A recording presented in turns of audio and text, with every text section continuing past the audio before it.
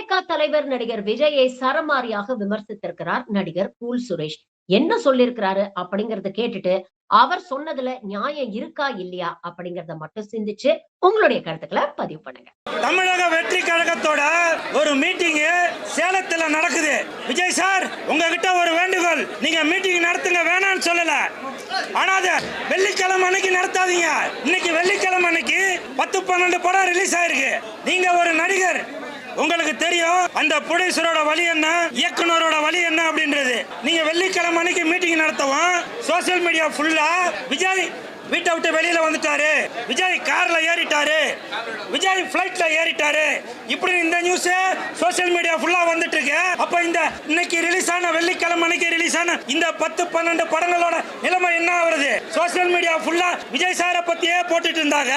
இன்னைக்கு ரிலீஸ் ஆன படங்களோட நிலைமை என்ன?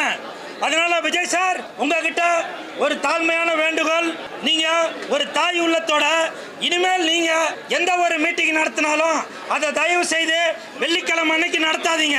வெள்ளிக்கிழமை அன்னைக்கு நீங்க நடத்தினாங்க, நீங்களும் சினிமால இருந்து வந்தவங்க தான், அதனோட வழி என்ன அப்படின்றது தெரியும். அதனால வெள்ளிக்கிழமை அன்னைக்கு நீங்க வச்சீங்கன்னாக்க சோசியல் மீடியா ஃபுல்லா விஜய் சார் வராரு, விஜய் சார் போறாரு, விஜய் சார் பிளைட்ல ஏறாரு, இறங்குறாரு, கூட்டம் அவ்வளவு வந்துடுச்சு, இதேதான் நியூஸ் ஆகுது. கோடிக்கணக்காக செலவு பண்ணி இன்னைக்கு வெள்ளிக்கிழமை அன்னைக்கு இந்த 10-12 படங்களோட நிலைமை என்ன? ஏன்னா நீங்க சினிமால இருந்து வந்தவர், அதனால உங்களுக்கு எல்லாமே தெரியும்.